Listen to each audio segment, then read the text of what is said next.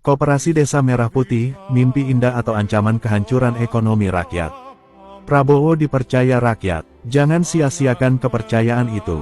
Koperasi Desa Merah Putih bisa menjadi berkat luar biasa jika dikelola dengan benar. Oleh Christovita Wiloto, Chairman Strategik Indonesia, fakta mengejutkan di lapangan. Pada tanggal 21 Juli tahun 2025, Presiden Prabowo Subianto meluncurkan program besar bernama Koperasi Desa Merah Putih. Program ini diklaim akan mengubah nasib 80.000 desa dan kelurahan di seluruh Indonesia. Dia berjanji akan memberikan modal sampai 3 miliar rupiah untuk setiap koperasi melalui bank negara seperti BNI, BRI, Mandiri, dan BSI. Rencananya sangat indah, setiap desa akan punya toko sembako, apotek, tempat simpan pinjam, bahkan gudang pendingin untuk petani dan nelayan.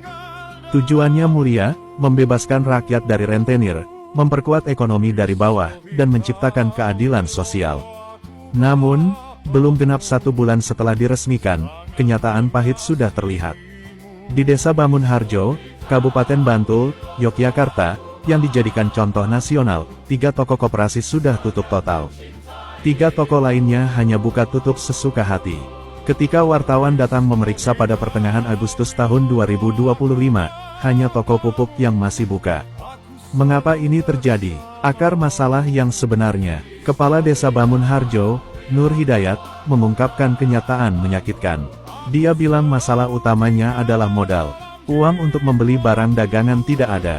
Stok sembako tipis. Gas LPG dan pupuk terpaksa dibeli pakai uang pribadi para pengurus dan iuran warga. Lebih parah lagi, untuk membuka toko saja mereka belum punya tempat yang layak. Gedung lama harus direnovasi dulu, tapi dananya tidak ada. Izin usaha juga masih terkatung-katung.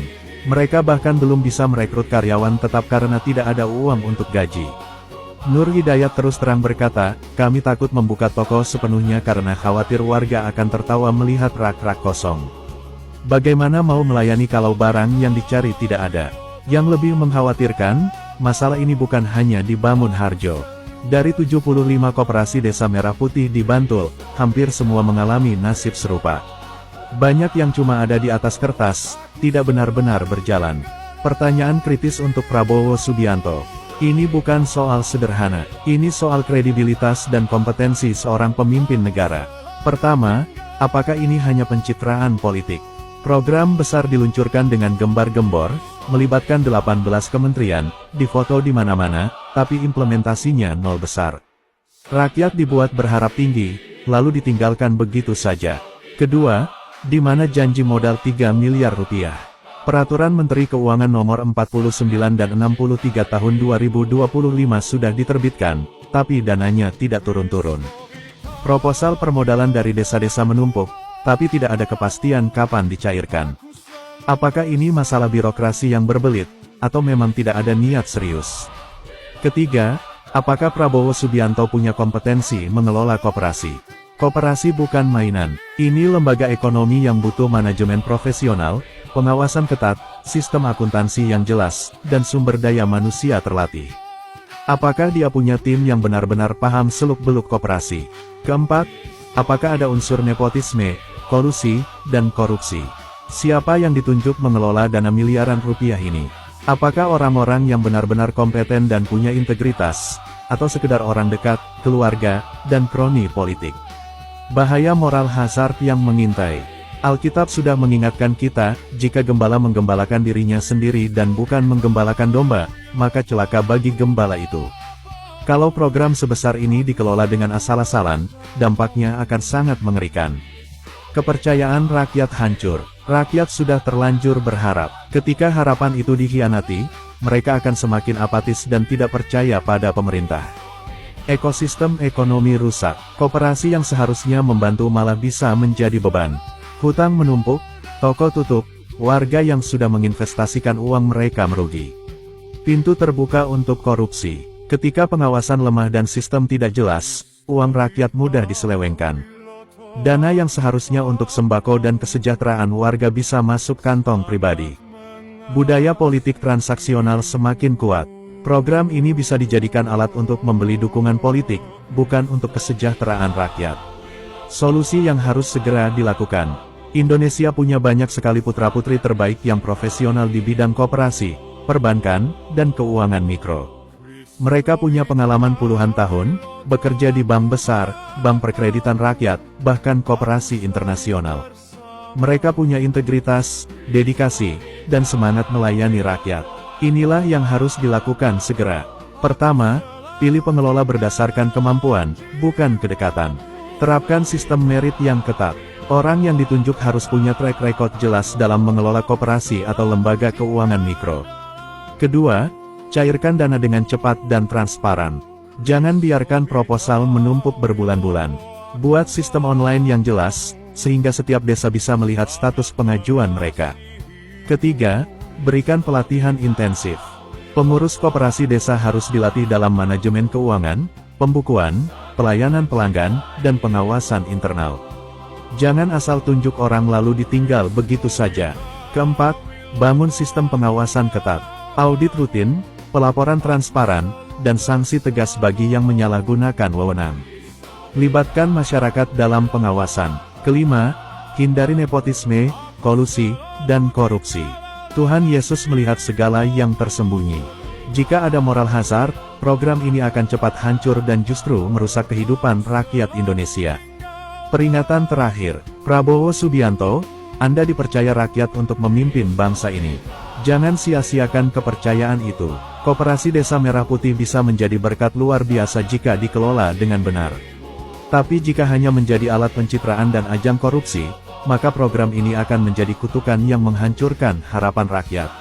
Rakyat Indonesia sudah terlalu lama menderita.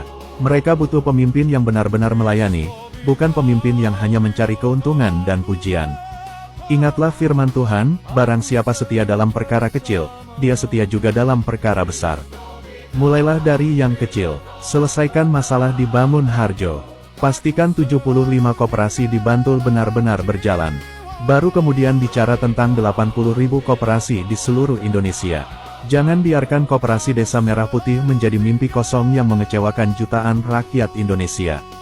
Tuhan Yesus memberikan perintah tegas dalam firman-Nya tentang bagaimana kita harus mengelola berkat dan tanggung jawab dengan penuh integritas. Mari kita renungkan 5 ayat Alkitab berikut.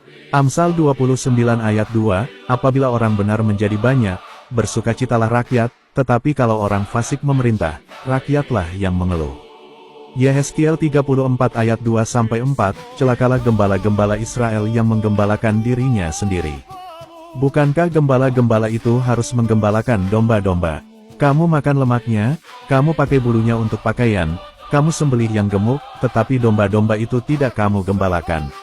Yang sakit tidak kamu kuatkan, yang cedera tidak kamu obati, yang patah tidak kamu balut, yang tersesat tidak kamu bawa pulang dan yang hilang tidak kamu cari. Lukas 16 ayat 10, barang siapa setia dalam perkara-perkara kecil, dia setia juga dalam perkara besar. Dan barang siapa tidak benar dalam perkara-perkara kecil, dia tidak benar juga dalam perkara besar. Yakobus 2 ayat 15-16, jika seorang saudara atau saudari tidak mempunyai pakaian dan kekurangan makanan sehari-hari, dan seorang dari kamu berkata kepada mereka, selamat jalan, kenakanlah kain panas dan makanlah sampai kenyang, tetapi kamu tidak memberikan kepadanya apa yang perlu bagi tubuhnya, apakah gunanya itu? Mika 6 ayat 8, hai manusia, telah diberitahukan kepadamu apa yang baik. Dan apakah yang dituntut Tuhan daripadamu, selain berlaku adil, mencintai kesetiaan, dan hidup dengan rendah hati di hadapan Allahmu.